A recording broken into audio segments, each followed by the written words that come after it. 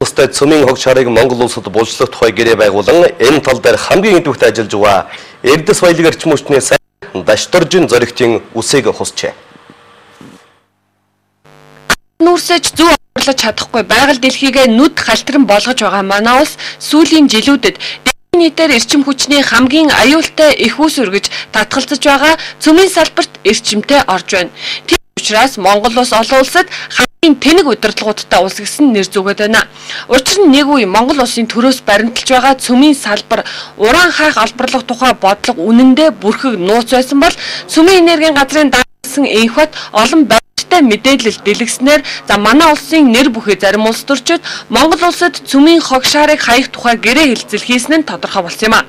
Хаалттай нь одоо мэдээллийг дэлгэснийхээ төлөө цөмийн энергийн газрын дараагасан энх бат хэрэгт татагдаад байгаа юм а. Цөмийн хаягдлын бизнес, цөмийн хувилдааны энэ ажлыг ерөнхийд нь бол ерөнхийдөө Сүв бат болд удирдсан гэдгийг бол одоо албан их сурвалжаас тэр хүн мэдгэлээ.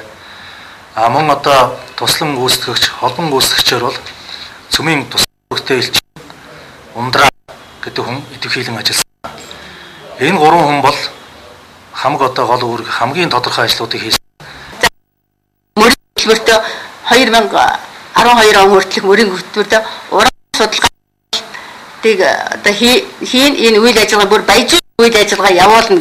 Тэгээ энэний зүй орчныг бүрдүүлнэ. Баталгаажсан нөөцтэй тийм ордуудад олдуурт хийн мардэ зэрэг ураны ордуудыг бүр ашиглалтанд оруулна гэдэг. Цөмийн хүмүүсийг ашиглах энэ нарийнчилсан судалгаа экспортод гаргана гэдэг бүгдийг нь хуульчилсан. Цөмийн хууль гаргаад цөмийн хуулиуд энэ Монгол улсын үндсэн хуулийг зөрчсөн. Монгол улсын үндсэн хуулийн дээр газрын дорох баялаг бол бүх хүмүүний мэдлэлт гэж байдаг бол цөмийн хуулиар бол засвар хийхэд ашигт малтан бол төрөлтэй гэж зөв хэдэн хүн мэдхээр тэгээ засаг захиргаан ард иргэдэн байдаг орон нутгийн засаг захиргаан мэдээ болцсон. Жирийн бидний бүр хайлтан хүртэл юу хуульсан байгаа.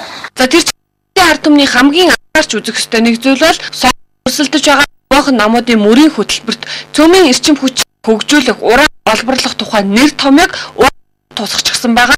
За монголчуудад асар их аюул дагуулж энэ сонголтоо зөв хийх хэрэгтэйг сануулж байна.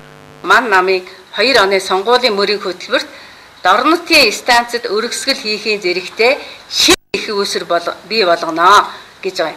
Тэгэд Монголын шин захилгаанжуулалт хөтөлбөрийг хэрэгжүүлж эрчим хүчийг экспортлогч орон болно гэд. За ард түмний ингээд тарихыг угаахын тулд нөгөө 2008 онд бол атомын захиргаан станц цөмийн эрчим хүчгээд орсон юм байгаа. Шинэ эрчим хүчгээд ингээд орсон байна. За араас нам дээр болохоор цөмийн эрчим хүчнээс татгалзна гэсэн яг заалт байхгүй байгаа. Тэгээ манай байгаль орчны иргэний зөвлөлгээд төрийн бус байгууллагуудыг нэгтгэдэг энэ толгой байгууллага бол арчилсан намтай санамж үсэгт гарын өсөж орсон байгаа. Энэ нь юу вэ? Ойрын жилд одоо ураны салбарт бид нэр оролцохгүй татгалзнаа атомын захиргаан станцаас татгалзнаа гэсэн ан намтай санамж үсэг солилцох энэ ураанаас татгалзуулах талаар ингээ оролдлого хийж байгаа боловч зөвшөөрөхгүй байгаа. За улс төрчид улс гүрний ирээдүйг мөхөх алхмуудыг хууль эрх зүйн орчинг нь бүрдүүлэн хийж байна. Цөмийн өнөөллийг зогсоохын төлөө тэмцдэг бүлэг болон төрийн бус байгууллагын Эрдэс баялаг эрчим хүчний сайд зоригтыг улс гүрнээ худалдсан гэж үзэн үсийг нь хуссан юм а. Монголын ийм төсвөрөнд бол одоо хаягдлын гэрээнд гарав. За энэ бол одоо 2010 он юм шиг байна үлээ. Яг тэгвэл их одоо эрдэмтэн бол 2000 Францыг хуралд оролцсон. Танайхан саяхан ийм болж Америкийн одоо яамны ажил хэлж байна. Тэрэнд гарав. За тэгвэл 2000 Японд одоо гадаад хөдөлгөөний яамнаас тань хэлсэн. За Японы нэг тийм холбогдолтой нэг тийм хүрээлэнтэй бас одоо тийм гэрээ байгуулсан.